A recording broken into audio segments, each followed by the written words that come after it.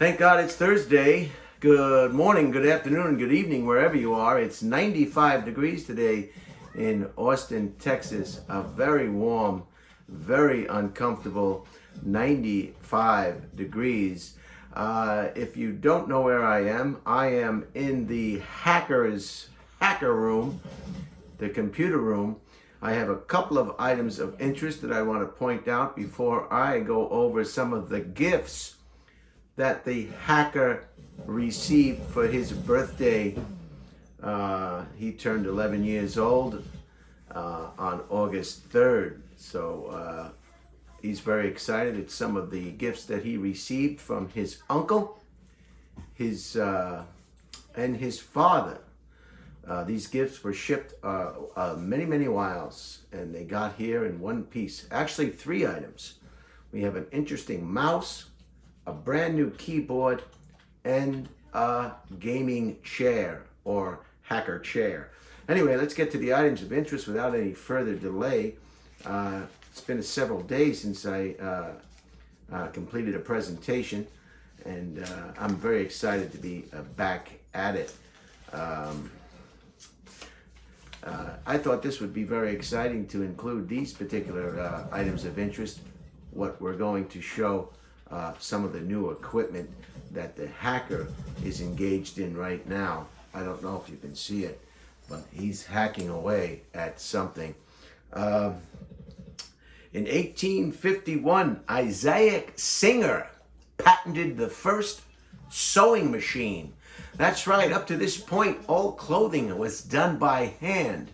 But in 1851, Isaac Singer was given the patent for the first sewing machine, and the rest is history. Growing up on Long Island, there wasn't a home on the block that didn't have a sewing machine by this company inside the residence. I've seen it. There was one right here in this room. I've indicated that it is gone now, so I don't know where it was. I was looking forward to showing that sewing machine, but it has been relocated someplace in the residence, and I'm not sure where it is, so I cannot locate it.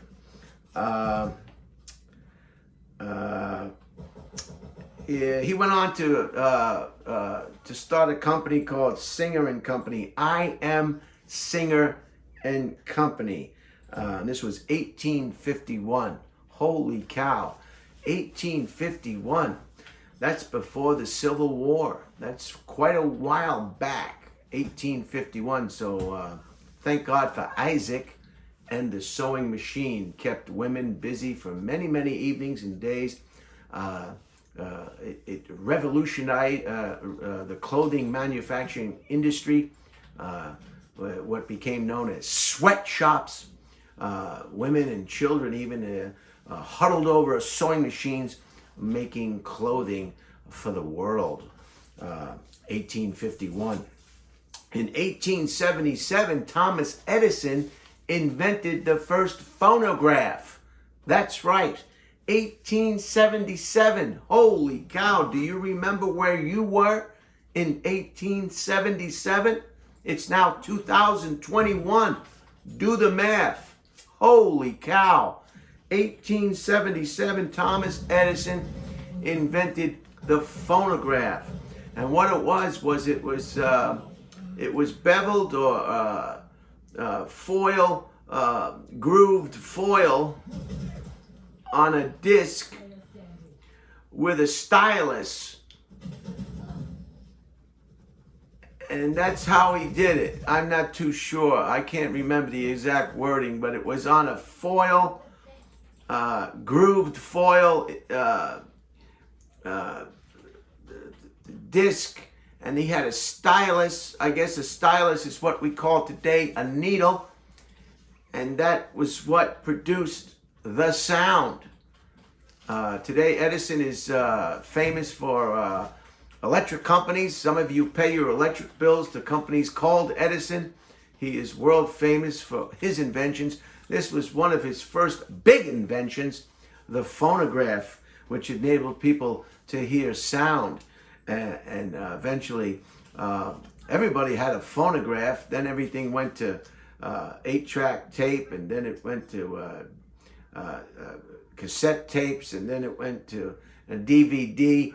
But the long play or the LP with the needle, that's coming back. A lot of people, friends of mine I've seen, have quite an extensive album collections and still have a turntable with a needle.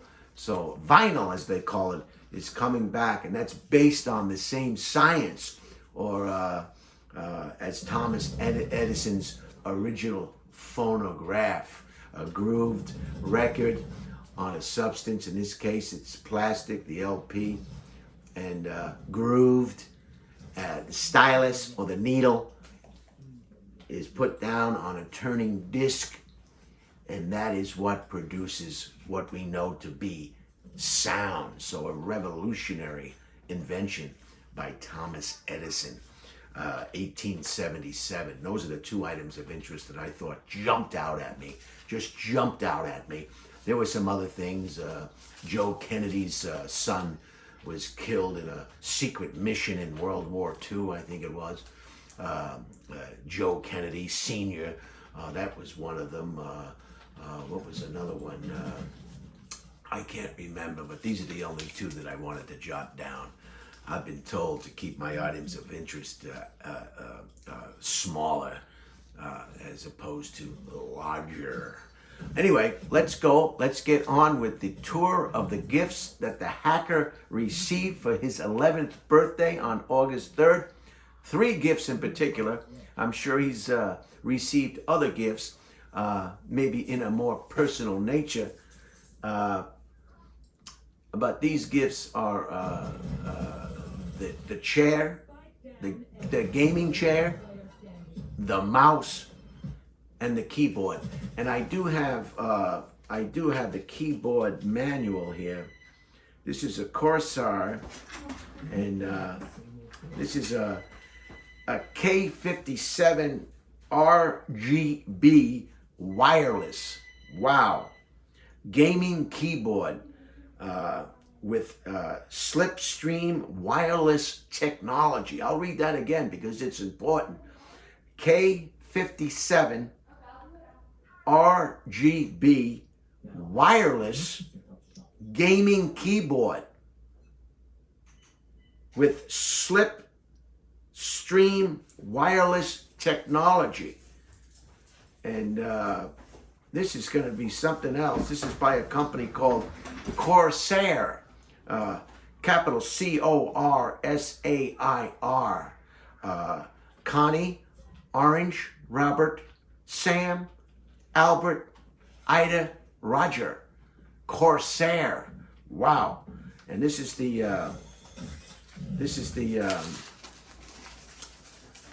I guess this is the owner's manual, and it comes in, it gives you all the instructions, charging the keyboard.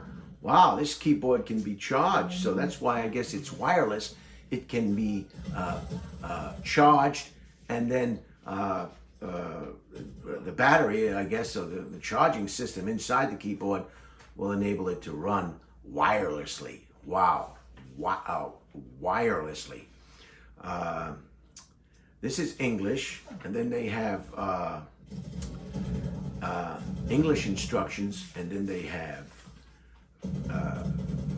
French instructions for the French people. The French people that don't speak English. They all say they don't. I've been told by many friends and neighbors, co-workers and associates, and even strangers at the bank, that French people speak beautiful English, but they pretend not to speak English because they just simply can't be bothered. This is what I've heard.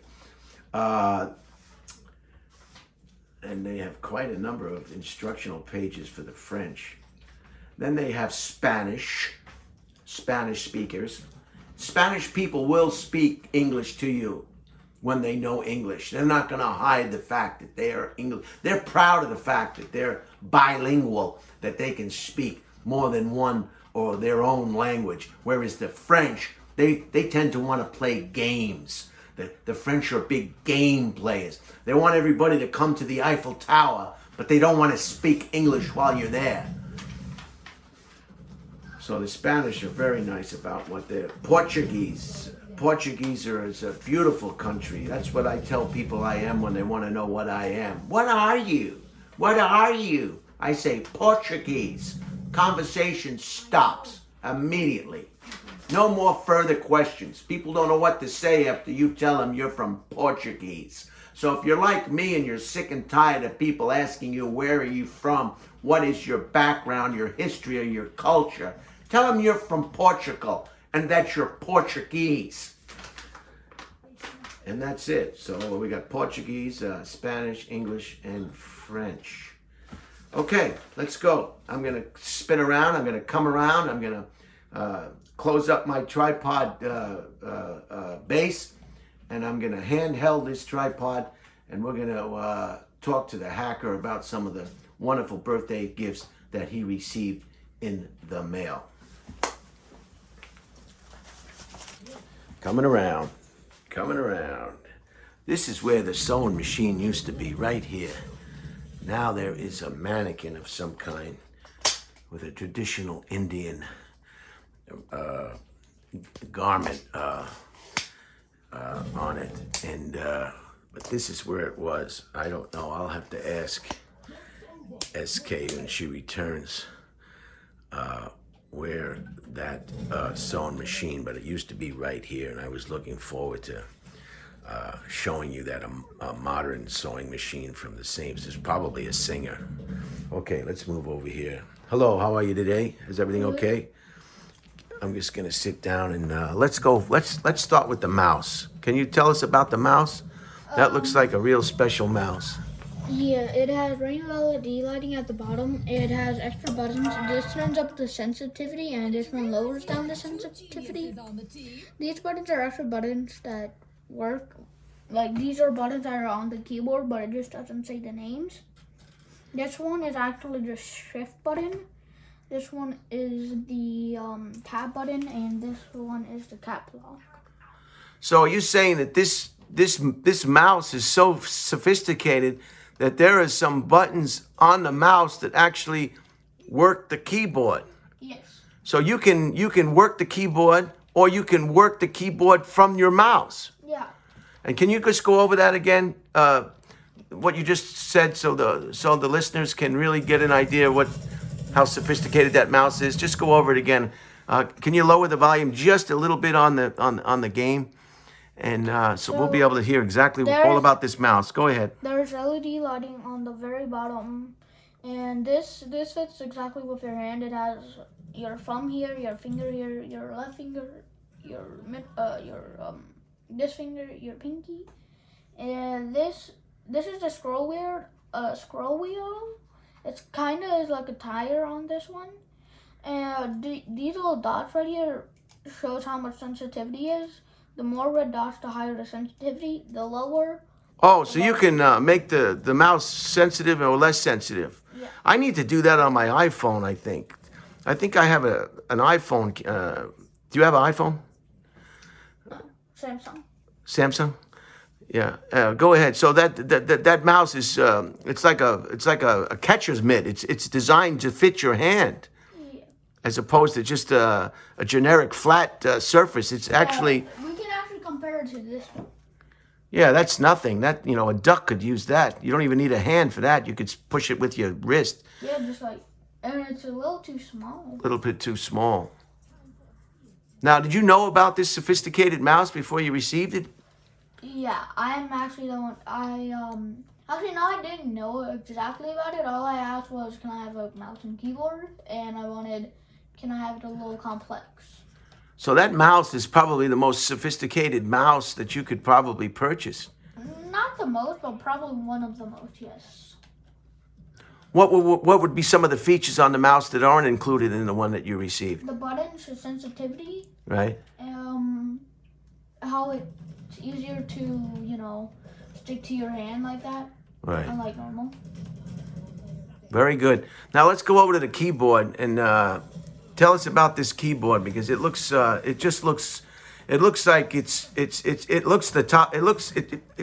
it lights up and everything. So tell us about the keyboard. The keyboard has extra buttons than normal. It has What was that? Extra buttons and what? than normal. Than normal. Okay. It has a G1, G2, G3, G4, 5, and 6 button. What normally doesn't come, F1 through 12 normally does come. There's also print screen, scroll up, pause, break. This one turns up the sensitivity and lowers it. This one I'm actually not very sure what that one does.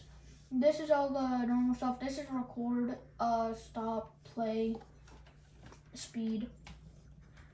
So it's kind of normal, but it has extra buttons and, you know.